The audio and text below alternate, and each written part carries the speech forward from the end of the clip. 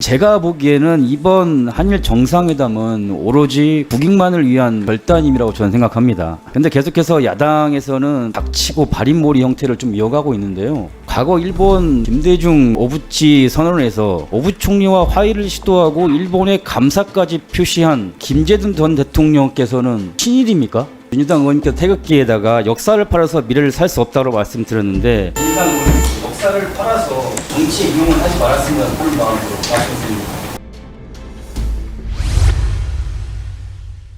지금 그 윤석열 그 대통령께서 그 방일 평가에 관련해서 여러 가지 좀 목소리가 좀 나오고 있습니다. 처음부터 가짜 뉴스, 거짓 선동이 좀 시작되었고, 제가 보기에는 이번 한일 정상회담은 오로지 국익만을 위한 결단임이라고 저는 생각합니다. 근데 계속해서 야당에서는 닥치고 발인몰이 형태를 좀 이어가고 있는데요. 우리가 그렇다면 진짜 역사를 한번 되짚어 보자면은 과거 일본 김대중 그 오부치 선언에서 오부 총리와 화의를 시도하고 일본에 감사까지 표시한 김재준 전 대통령께서는 그럼 친일입니까? 저는 전혀 그렇게 생각하지 않거든요.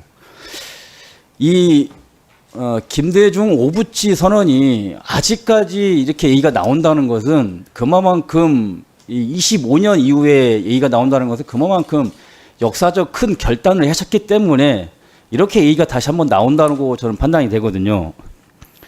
근데 자꾸만 어떤 우리 그 윤석열 대통령께서 방일 평가에 관련해서 어떤 닥치고 반인몰이 어떤 친일 이런 것들은 저는 별 잘못된 판단이라고 생각하는데 장관님 어떻게 보십니까?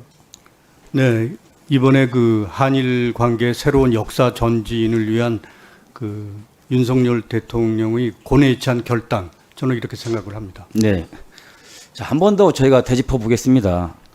예전에 고 노무현 대통령께서 2007년 국민 세금으로 이 조성된 국가 재정으로 징용 피해자 보상금을 대의 지급하는 법률까지 제정한 것이었는데, 그렇다면 저는 생각할 때 우리 고 노무현 대통령께서도 정말 미래를 위한 하나의 결단이었겠구나라고 생각을 했거든요.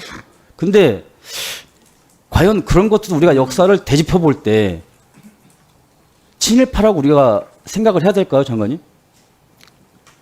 의원님 말씀대로 네. 지금 제가 아까 말씀드린 것처럼 그 김대중 오부치 회담을 과거를 기억을 해보면 당시에 그 김대중 대통령께서 쓰셨던 언어나 접근 자세보다 지금 윤석열 대통령께서의 언어가 훨씬 절제돼 있고 접근 방식도 정제돼 있습니다. 네, 맞습니다. 그 윤석열 대통령께서 마찬가지고 우리 김대중 대통령께서 마찬가지고 고 노무현 대통령께서 마찬가지일 겁니다. 한일 관계 전적으로 미래를 위한 결단이었어요. 그것이 절대적으로 역사적으로 우리가 왜곡을 하고 그게 잘못됐다고 판단하는 것은 우리가 그동안의 대통령들께서의 어떤 역사적으로 왜곡하는 우리가 수준밖에 되지 않는다고 좀 판단을 합니다. 자, 그리고 우리가 강제징용이 일본의 책임이라는 걸 모르는 대한민국 국민은 없을 거라고 좀 판단합니다. 그렇지만 윤석열 정부에서 제가 볼 때는 이 지지율 하락과 야당의 거짓 선동 감수하더라도 일본과의 얽힌 실다리를 풀어 대한민국의 국익 증진을 위해서 또는 미래지향적 한일 관계로 나아가려는 대승적인 노력을 좀 우리가 알아줘야 할 필요성이 있지 않는데 장관님 어떻게 생각하십니까? 네. 그 미래를 위한 그 용단이고 또한 지금 국제 정세가 북방 쪽에 그 러시아, 중국, 북한의 어떤 북방 쪽의 결속 움직임 그리고 한국, 미국, 일본의 가치를 앞세운 자유민주주의 가치를 앞세운 그 협의와 동맹 체제가 필요하기 때문에 이러한 그 고뇌에 찬 결단을 한 것으로 저는 이해하고 네, 있습니다. 맞습니다. 제가 자꾸 미래를 위한 결단이라고 얘기했는데요. 이번 한일 회담에서를 보면은 수출 규제를 또 풀었고 수출 관리 우대 대상국 원상 회복 논의가 또 시작되었고 그리고 12년 만에 한일 셔틀 외교가 또 복원됐고 그다음에 지소미아 정상화 논의 등 이런 것들이 굉장히 잘 이루어졌어요. 그렇다면 그 문체부 우리 장관님으로서 제가 아침에 뉴스를 봤을 때 한일 정상회담으로 인해서 이제는 각 기업들 또는 일본에 있는 MZ 세대들도 굉장히 기뻐한다는 소식이 있었고 또 어떤 얘기가 있었냐면 삼성이 그동안 일본에 수출하는 삼성 핸드폰에 삼성을 표기를 못했다 하더라고요. 네.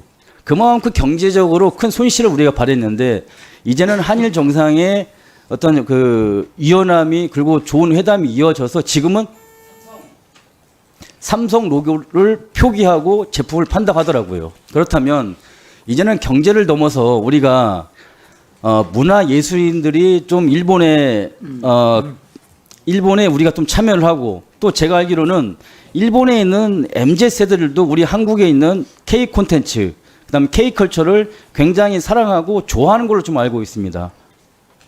그 얼마만큼의 좀 관심 있는데 장관님 혹시 아십니까?